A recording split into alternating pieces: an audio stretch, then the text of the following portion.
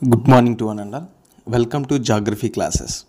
So ఈ geography క్లాసెస్లో మనం బేసిక్స్ నుంచి జాగ్రఫీ నేర్చుకుంటున్నాం. ఈ జాగ్రఫీ అన్నది కాంపిటేటివ్ ఎగ్జామ్స్కి చాలా ఇంపార్టెంట్. ముఖ్యంగా స్టేట్ సిలబస్ కానీ స్టేట్ గవర్నమెంట్ కండక్ట్ చేసే ఎగ్జామ్స్ కానీ, సెంట్రల్ గవర్నమెంట్ కండక్ట్ చేసే స్టాఫ్ సెలెక్షన్ కమిషన్స్ కానీ, రైల్వేలో కానీ, నెక్స్ట్ పోలీస్ డిపార్ట్మెంట్లో కానీ చాలా ఎక్కువ నెంబర్ ఆఫ్ క్వశ్చన్స్ అన్నది మనకి జాగ్రఫీలో అడగటం జరుగుతుంది.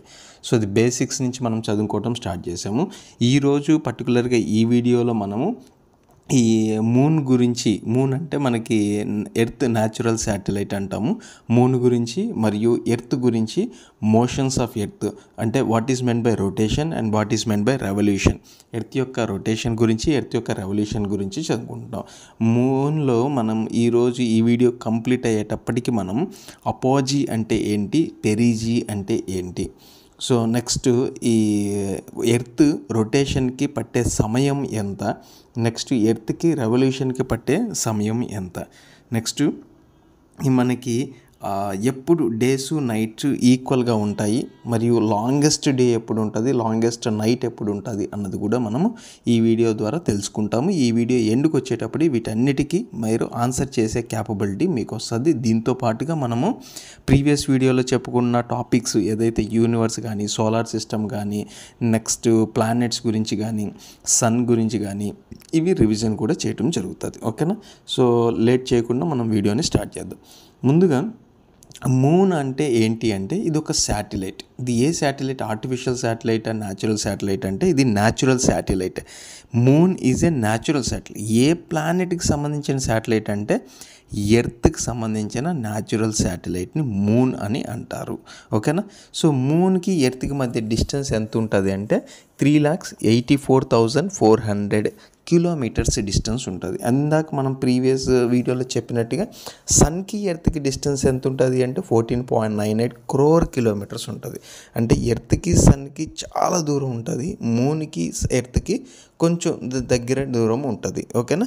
సో 3,84,400 కిలోమీటర్స్ ఉంటుంది ఒక మూన్కి మరియు ఎర్త్కి మధ్య ఉండే డిస్టెన్స్. ఓకేనా? నెక్స్ట్ ఈ మనము మూను అనేది సెల్ఫ్ లూమినస్ కాదండి, అది రిఫ్లెక్ట్ అవుతుంది. ఒక మిర్రర్ లాగా సన్ నుంచి పడే లైట్ మూన్ మీద పడి మూన్ నుంచి మళ్ళీ ఎర్త్కి వస్తుంది. మూన్ నుంచి మనకి ఎర్త్ మీదకి రావడానికి పట్టే సమయం ఎంత అంటే మనకి ఆ లైట్ 1.28 సెకండ్స్లో వస్తుంది.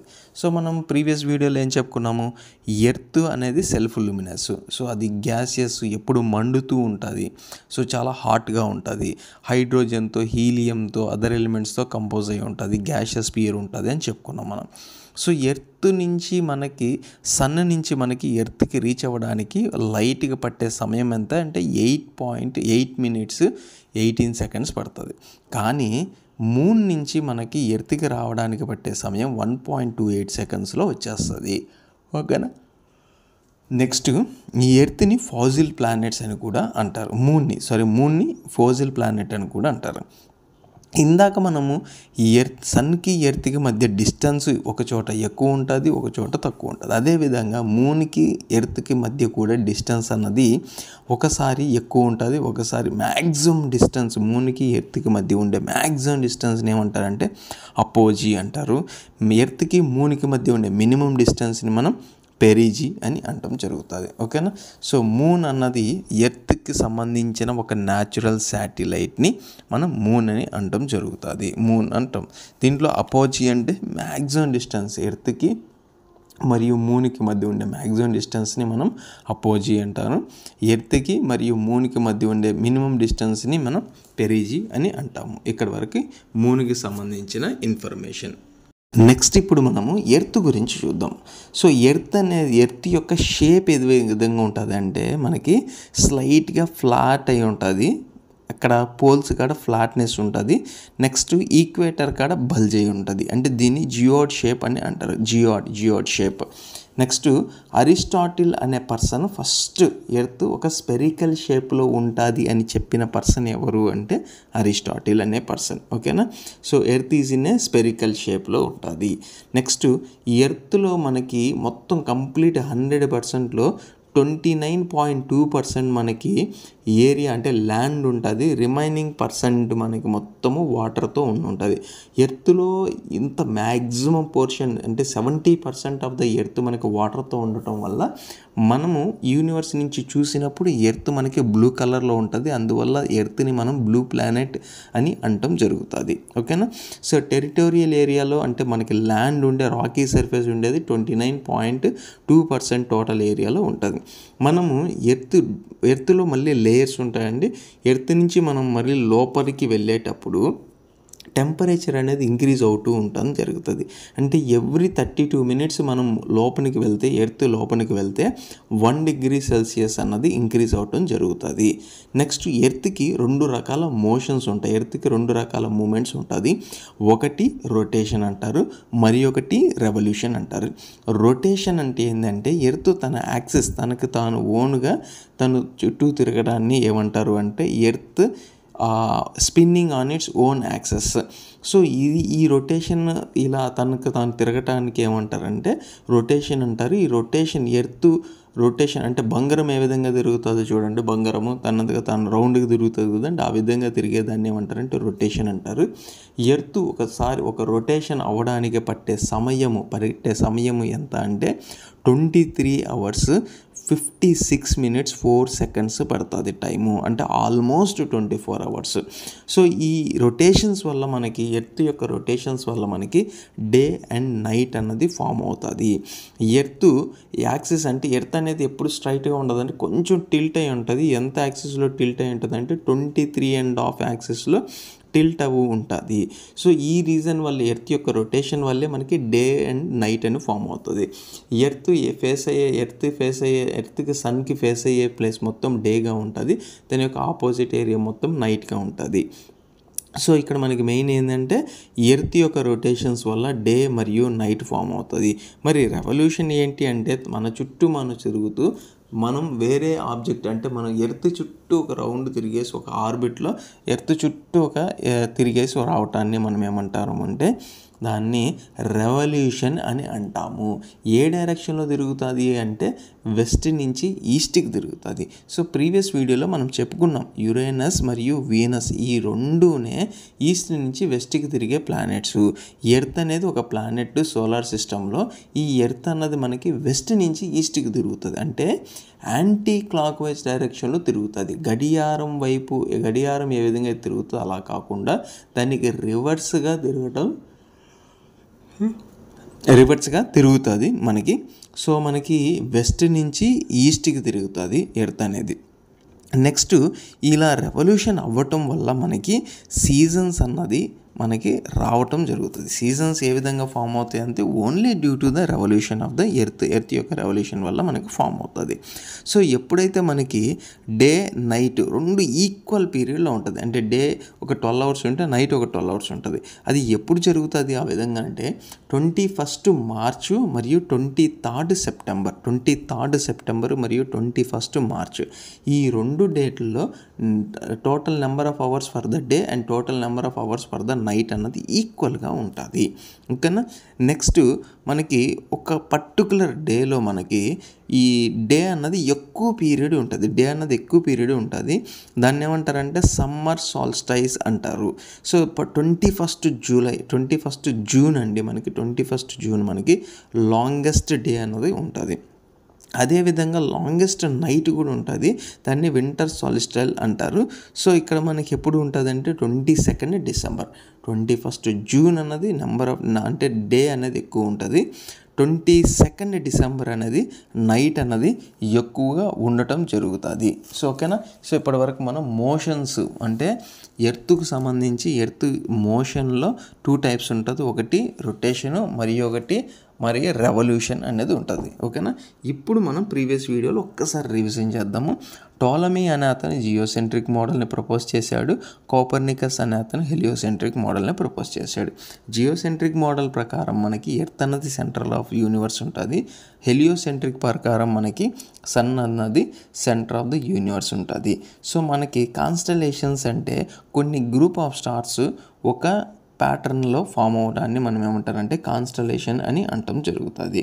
సో మనం విశ్వం అనేది మ్యాటర్స్తో ఫామ్ అయి ఉంటుంది. దాంట్లో మనకి గెలాక్సీస్ ఉంటాయి, స్టార్స్ ఉంటాయి, ప్లానెట్స్ ఉంటాయి. ఈ విశ్వాన్ని, యూనివర్స్ని మనం స్టడీ చేసే దాన్ని ఏమంటారంటే ఆస్ట్రానమీ అని అంటాము. మన సోలార్ సిస్టము ఏ గెలాక్సీలో ఉంది అంటే మిల్కీ వే గెలాక్సీలో ఉంది. మనకి దగ్గరగా ఉండే ఇంకొక గెలాక్సీ ఏంటంటే ఆండ్రోమెడా గెలాక్సీ ఉంటుంది. సోలార్ సిస్టము అన్నది సూర్యుడు అంటే సన్ను మరియు 8 ప్లానెట్స్, అదర్ ఎలిమెంట్స్, డస్ట్ పార్టికల్స్తో కలిగి ఉంటుంది. సో ఇక్కడ ఈ 8 ప్లానెట్స్ని మనము 4 టెరెస్ట్రియల్ ప్లానెట్స్ ఉంటుంది, 4 జోవియల్ ప్లానెట్స్ ఉంటుంది.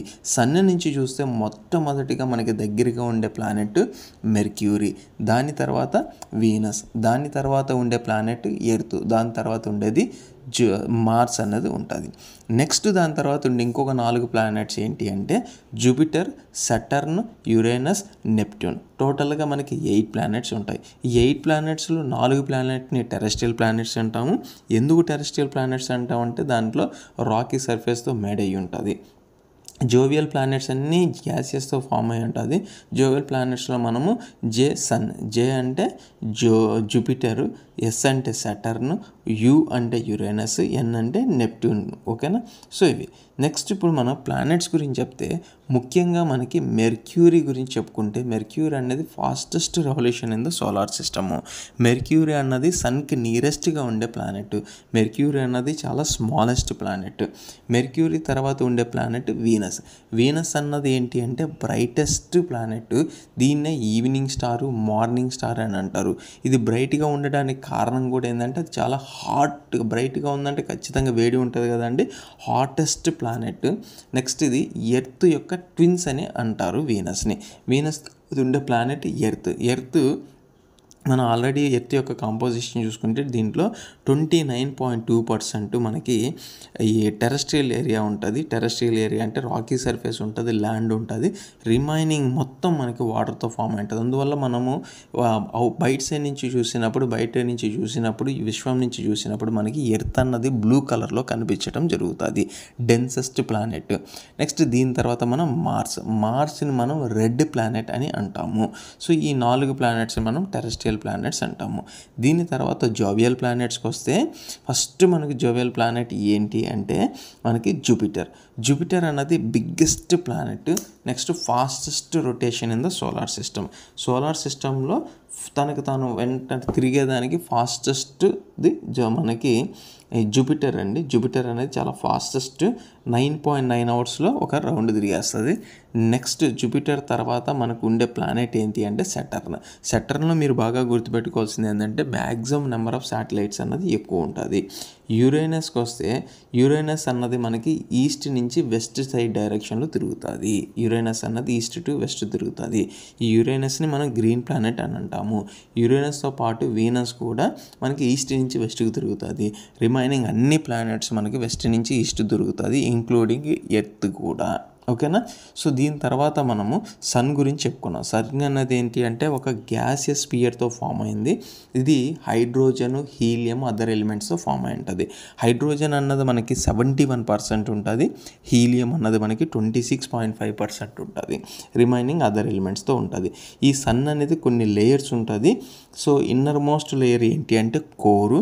దానిపైన ఉండేదాన్ని ఫోటోస్పియర్ అంటారు. దానిపైన ఉండేదాన్ని క్రోమోస్పియర్ అంటారు. దానిపైన ఉండేదాన్ని కరోనా అని అంటం జరుగుతుంది. మనకి ఎర్త్కి మరియు సన్కి మధ్య డిస్టెన్స్ 14.98 crore కిలోమీటర్స్. ఎర్త్ అన్నది మనకి ఈస్ట్ నుంచి వెస్ట్ తిరుగుతుంది. ఏ విధంగా అయితే మనకి యురేనస్ కానీ వీనస్ కానీ ఏ విధంగా తిరుగుతుందో అదేవిధంగా ఈస్ట్ నుంచి వెస్ట్కి అంటే క్లాక్ వైజ్ డైరెక్షన్లో తిరుగుతుంది. బాగా గుర్తుపెట్టుకోండి, భూమి అనేది ఎర్త్ అనేది మనకి వెస్ట్ నుంచి ఈస్ట్కి తిరుగుతుంది, యాంటీ క్లాక్ వైజ్లో తిరగటం జరుగుతుంది. సన్ నుంచి మనకి లైట్ ఎర్త్ మీదకి రావడానికి పట్టే సమయం 8 minutes 18 seconds పడుతుంది. నెక్స్ట్ సన్కి మరియు ఎర్త్కి మధ్య ఉండే మ్యాక్సిమం డిస్టెన్స్ని ఏమంటారంటే ఎపిహీలియన్ అంటారు.